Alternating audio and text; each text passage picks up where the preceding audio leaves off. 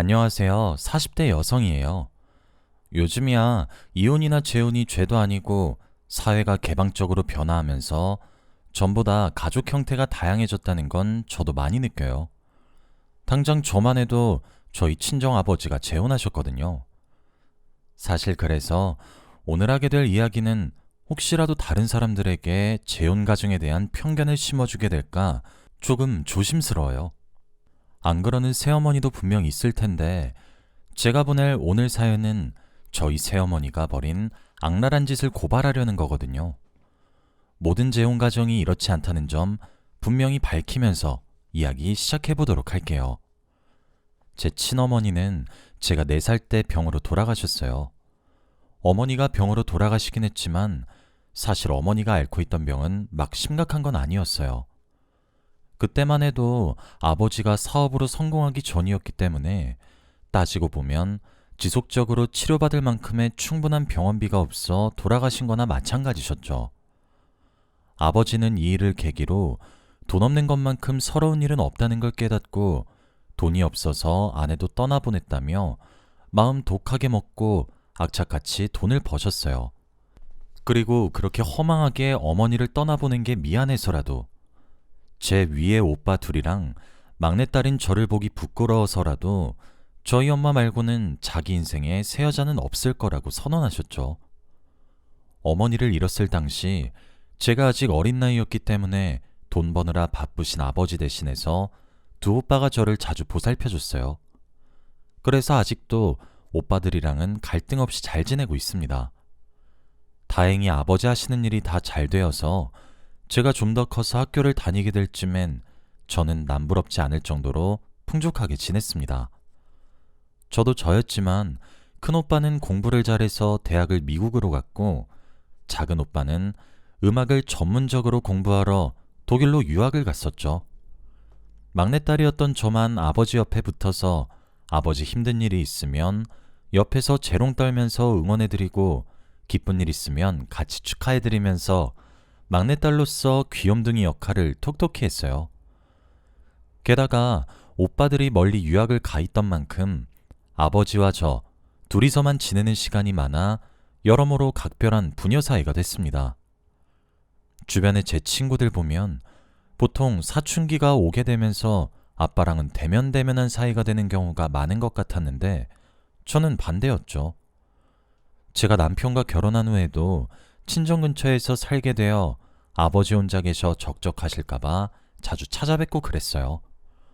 아버지는 그러면 결혼한 애가 왜 이렇게 친정에 자주 오냐 하시면서도 입가에는 미소를 띄우고 저를 반기셨습니다. 그래서였는지는 몰라도 아버지가 나중에 재혼하시겠다면서 지금의 새어머니를 제게 처음 소개시켜 주셨을 때 저는 깜짝 놀랄 수밖에 없었습니다. 제가 자주 찾아뵙는 동안에도 아버지가 다른 여자분을 만나고 있는 티를 낸 적은 단 한 번도 없으셨거든요. 하루는 아버지가 전화 와서 대뜸 저보고 기니 할 말도 있고 오랜만에 외출하면서 점심이나 같이 할 겸 호텔 레스토랑으로 부르셨어요.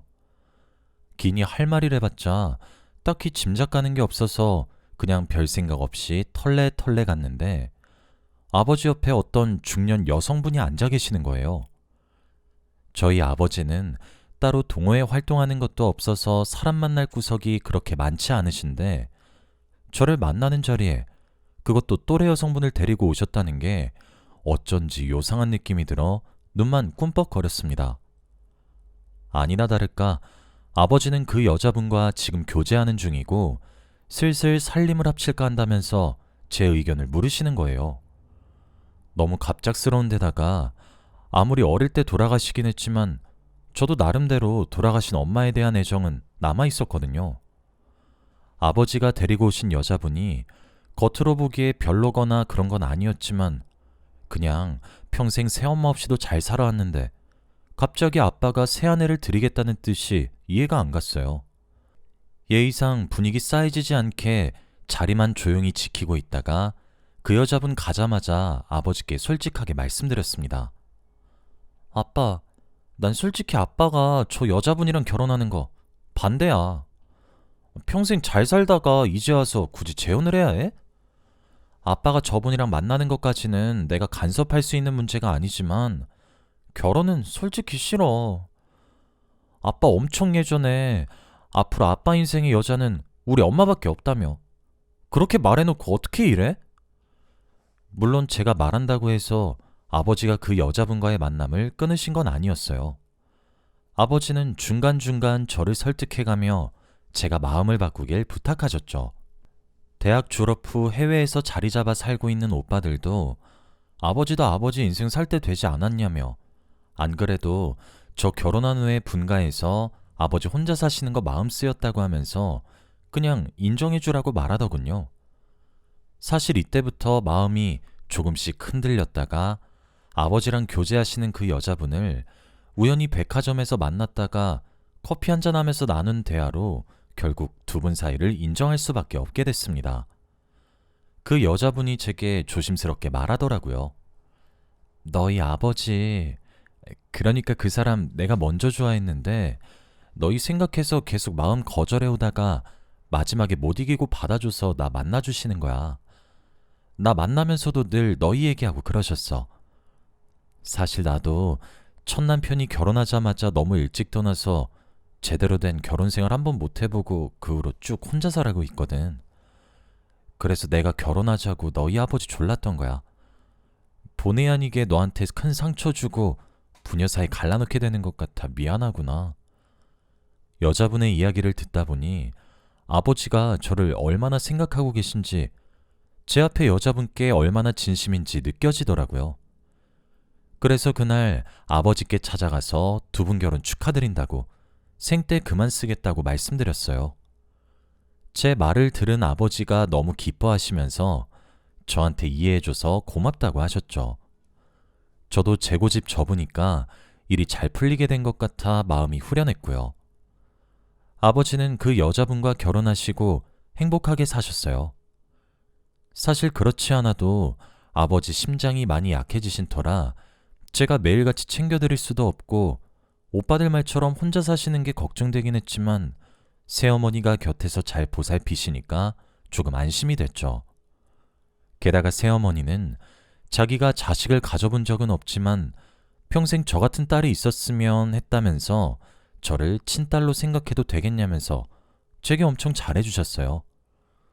처음에는 얼떨떨하긴 했지만 저도 내심 엄마의 품이 그리웠던 건지 어느새 친모녀나 다름없이 굴면서 같이 쇼핑도 하고 맛있는 거 먹으러 다니면서 외출도 하고 그랬습니다.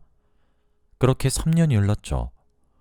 그러던 어느 날 오랜만에 저랑 남편, 제 딸아이랑 같이 일본 여행에 간 사이에 새어머니와 아버지의 사고 소식을 들었습니다. 새어머니와 아버지도 겨울 휴가 겸 두 분이서 오붓하게 제주도로 국내 여행을 떠나셨는데 하필 여행 갔던 날의 날씨가 흉흉했던 탓에 추돌사고에 휘말리셨다는 겁니다. 남아있던 일본 여행 일정을 접고 빨리 귀국해서 아버지와 새어머니가 입원해 계시다는 제주도 병원으로 바로 갔습니다. 병원에 갔더니 새어머니는 비교적 경상이셨는데 아버지가 앉아 계셨던 운전석 에어백이 하필 고장나 있던 상태라 크게 다치셨고 사고 난 날 이후로 의식이 돌아오지 않고 계셨어요. 갑작스러운 사고에 혹시나 아버지가 돌아가실까봐 울면서 불안해하니 병원 침상에 누워 계시던 시어머니가 누운 채로 눈물을 쏟아내시면서 자기만 멀쩡해서 미안하다면서 자책하시는 거예요. 새어머니께 아니라고, 새어머니라도 멀쩡하셔서 다행이라고 말씀드린 뒤 한동안은 제주도에 호텔을 잡고 병원을 들락날락하며 지냈습니다. 함부로 서울에 있는 큰 병원으로 모실 엄두도 못 내겠더라고요. 중환자 이송하는 과정도 복잡한 데다 하필이면 제주도에서 변을 당하셔서 병원을 서울로 옮기는 과정 중에 그렇지 않아도 아버지 상태가 안 좋으신데 무슨 일이라도 생기면 제대로 대처를 못할 것 같아서요. 엎친 데 덮친 격으로 하필 그때 서울에 있는 유명 병원 중 중환자실 병상이 남은 곳도 없었어요. 그래서 하는 수 없이 아버지는 제주도에서 계속 치료를 받게 되었습니다. 일주일이 지나도 아버지는 깨어나시지 않으셨어요. 의사 선생님은 연세도 있으시고 사고 당시 충격이 커서 사실 이대로 깨어나시지 않는다면 식물인간이 되실 가능성이 높다고 말씀하시더군요. 그거 듣고 정말 태어나서 제일 많이 울었던 것 같아요. 그 사이에 새어머니는 퇴원하셔서 이제 자기가 간병하겠다고 육지로 가서 아버지 간병하는데 필요한 자기 물건 들고 올 테니 저보고 그동안 아버지 잘 부탁한다고 했습니다. 필요한 것만 챙겨서 금방 제주도로 돌아오실 줄 알았는데 새어머니는 아버지랑 자기가 병원에 입원해 있던 동안 쌓였던 일 좀 처리하느라 일주일이 넘어서야 다시 돌아오셨습니다. 돌아오신 새어머니는 저희 아버지가 언제 깨어나실지도 모르고 얼마나 오래 입원해야 할지도 모르니 병원비랑 수술비 내려고 재산을 조금 현금화했다고 말씀하셨습니다.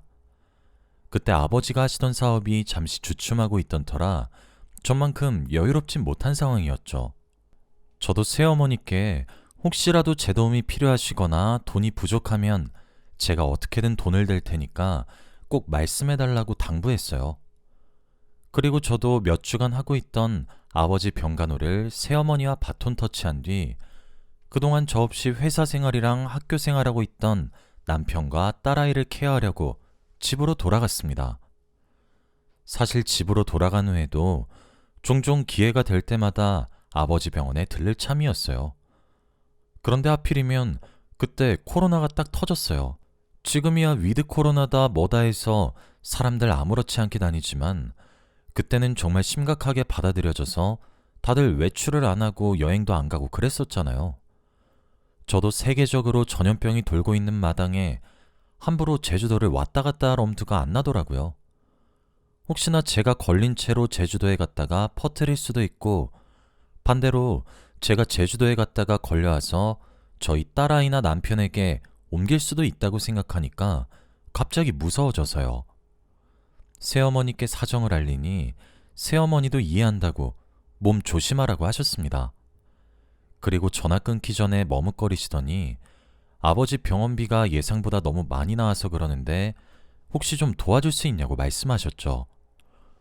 저는 당연히 그러겠다고 대답을 하고 새어머니께 600만 원을 보내드렸어요. 아버지 건강은 여전히 상태가 안 좋아서 생명 유지장치 달고 계신 거랑 1인실에 입원하신 것 때문에 병원비가 많이 나가나 보다 생각했었습니다. 그 후로도 새어머니는 종종 전화와서 제게 병원비 얘기를 하셨어요. 그때마다 저는 새어머니께 군말 없이 돈을 보내드렸고요.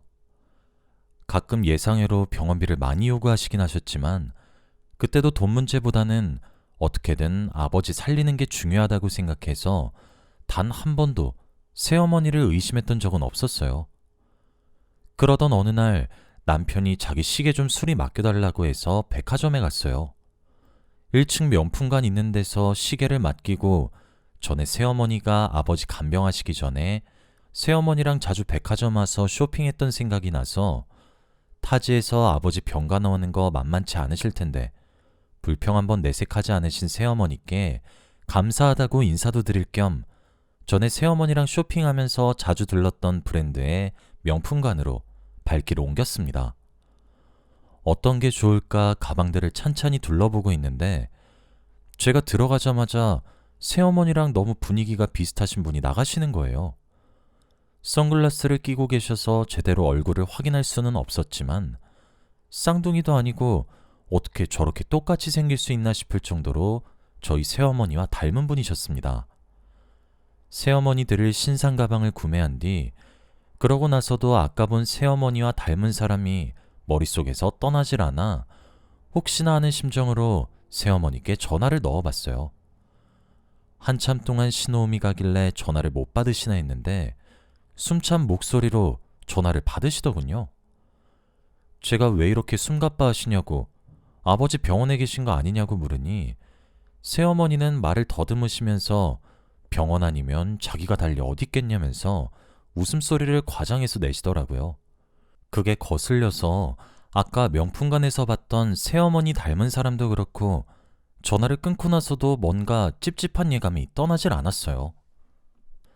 아버지 병원에 안 간지 너무 오래되기도 했고 새어머니 선물로 구매한 가방도 드릴 겸 저는 비행기를 타고 제주도로 향했습니다. 그 전날 아이 숙제를 봐준다고 밤을 좀 샜던 탓에 너무 피곤해서 비행기랑 택시 타는 동안에도 계속 자느라 새어머니께 미리 연락하는 것도 까먹고 그냥 병원으로 왔죠. 병원 도착해서 아버지 병실 문을 여니 병실에 있어야 할 새어머니가 안 계신 거예요. 화장실을 가신 건가 싶어 몇십 분을 기다려도 안 오시길래 새어머니께 전화를 했습니다. 어머니 어디세요? 어디긴 아버지 병원이지. 아니, 제가 지금 아버지 병실인데요? 어머니, 진짜 어디 계세요? 하니 새어머니는 당황한 어투로 말을 못 하시는 거예요. 그러는 사이에 전화 너머로 파도 소리가 들리길래 제가 또 물었습니다. 지금 파도 소리 들리는데 어머니, 혹시 지금 바다에 계세요? 그러더니 새어머니는 갑자기 서러운 목소리로 제게 말씀하시더라고요. 아니, 내가 한동안 계속 병간호만 하다 보니까 너무 권태롭고 우울해져서 조금 기분 전환도 할 겸 바다에 온 거야. 금방 들어갈게. 걱정 끼쳐서 미안해. 라고 하시는데 갑자기 저도 마음이 썩 좋진 않더라고요. 막말로 아버지가 언제 의식 찾으실지도 모르는데 새어머니는 그럼에도 불구하고 하염없이 기다리면서 계속 병간호하셨던 거니까 내심 속으로는 많이 지쳐 계셨겠다 이해가 갔어요. 조금 기다리니 새어머니가 허둥지둥 병실로 들어오셨습니다. 그런데 새어머니 손에 너무 익숙한 가방이 있는 거예요. 제가 서울에서 샀던 그 신상 가방이요. 저는 황급히 새어머니 주려고 샀던 가방이 든 쇼핑백을 뒤로 밀어 넣으면서 새어머니 시야에서 숨겼어요. 그리고 능청스럽게 말했습니다. 어머니, 가방 못 보던 건데 새로 사셨어요? 원래 쓰던 가방이 찢어져서 그냥 돌아다니다가 하나 샀지 뭐. 새어머님은 분명 이렇게 말씀하셨는데 사실 따져보면 그럴 수가 없는 거거든요. 제가 새어머니 드리려고 산 가방은 명품관 갔을 때 직원이 이 백화점 지점에만 들어온 신상이고 수량도 몇 없다고 들었거든요. 그런데 새어머니는 이유는 몰라도 제게 거짓말을 하고 계시더라고요. 저는 남편이랑 딸도 그렇고 컨디션도 안 좋아서 빨리 돌아가 봐야겠다 말씀드린 후 재빨리 서울로 가서 흥신소에 새어머니 뒤를 캐달라고 의뢰를 부탁드렸습니다. 도리가 아니라는 건 저도 알았지만 그동안 의심스러운 행적이 한둘이 아닌데다 명품관에서 본 새어머니 닮은 사람이며 새어머니가 그 가방을 들고 있다는 게 너무 명백해서 눈 딱 감고 의뢰했죠. 얼마 안 있어 흥신소에서 연락이 왔어요. 그리고 흥신소에서 조사한 새어머니 정보를 듣게 된 저는 경악을 금치 못했죠. 우선 새어머니가 아버지 병실을 충실히 지키고 있는 척하면서 몰래 서울에 온 건 사실이었어요. 제가 명품관에서 본 그 사람도 그냥 닮은 게 아니라 분명 새어머니 본인이었겠죠. 그런데 새어머니는 명품관에만 간 게 아니라 저 몰래 보험사도 찾아가셨더군요.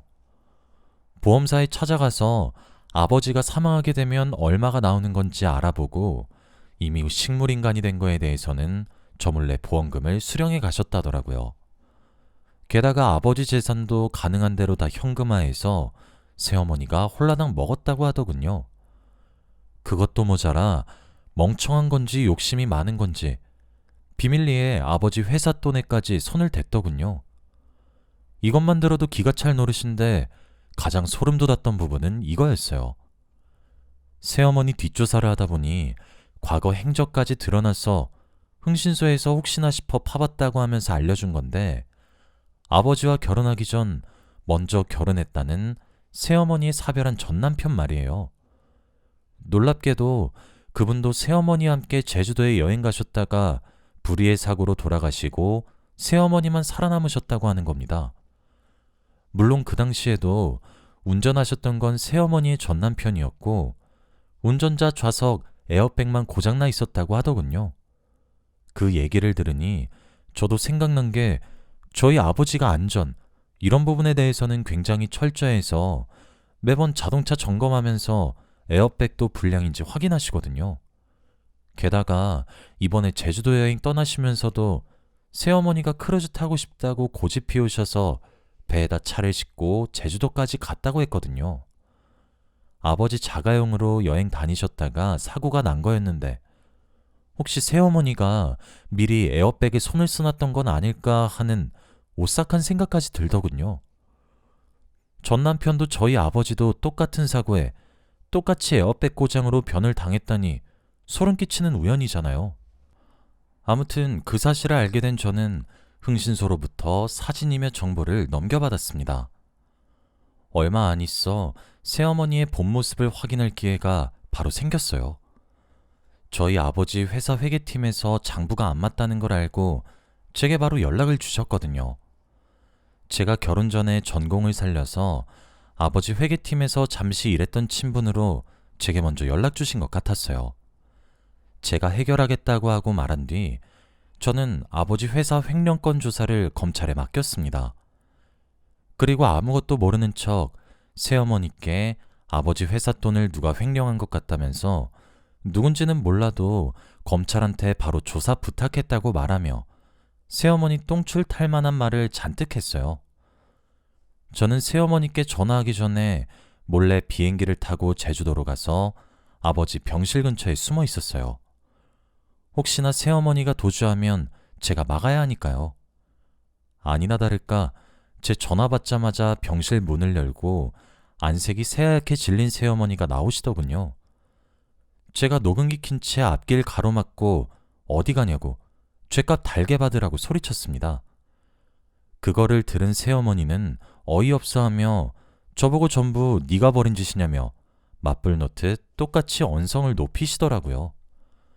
제가 새어머니가 몰래 서울 오가는 거 찍혀있는 사진을 들고 새어머니 전 남편 얘기까지 늘어놓으니 새어머니는 도망칠 구석이 없다 생각한 건지 도끼를 가득 품은 눈으로 그래, 내가 다 죽이려고 했다. 그게 뭐? 하고 본 모습을 드러내시더군요. 알고 보니 저희 아버지 심장 약하신 거를 알고 살 날 얼마 안 남았겠다 싶어 유산을 노리고 서둘러 결혼을 했는데 의외로 통원치료 잘 받으면서 정정하시니까 3년 동안 타이밍만 보다가 제가 여행 간 사이에 이런 일을 작정하고 꾸몄다고 하더군요. 다행히 병실에 오기 전 경찰에 미리 신고를 넣어놔서 얼마 안 있어 새어머니는 체포되어 법정으로 넘겨졌습니다. 횡령죄며 살인 미수며 제가 기억하기도 어려울 정도로 악랄한 죄를 많이 지어 지금은 교도소에 수감 중이네요. 사실 그 일 있고 속이 후련하기는커녕 더 미치겠더라고요. 그래도 전에는 거의 친엄마처럼 지냈다고 생각했는데 그게 다 돈을 노린 가식이었다는 것도 그렇고 사고 당하셔서 누워 계신 저희 아버지는 돌아오기 힘들 텐데 대체 무슨 죄인가 싶어서요. 그래도 정말 다행인 소식은 새어머니가 수감되고 몇 달 후 정말 기적적으로 아버지가 깨어나셨다는 거예요. 그래도 여전히 아버지 건강이 많이 회복된 건 아니라서 아버지께는 새어머니 일을 당장은 비밀로 붙였습니다. 새어머니도 아버지처럼 많이 다쳐서 식물인간으로 입원해 계시다고만 말씀드렸어요. 나중에는 제대로 말씀드려야죠. 저희 부녀에게 닥쳤던 한 차례 폭풍 같던 사연, 여러분들은 어떻게 들으셨나요? 저는 제 인생에 더 이상 이런 일은 없었으면 해요. 이 일 겪으면서 정신적 충격하며 간이 너무 쪼그라든 것 같아서요. 앞으로는 평온하기만을 기대해도 되겠죠? 제 사연 들어주셔서 감사합니다.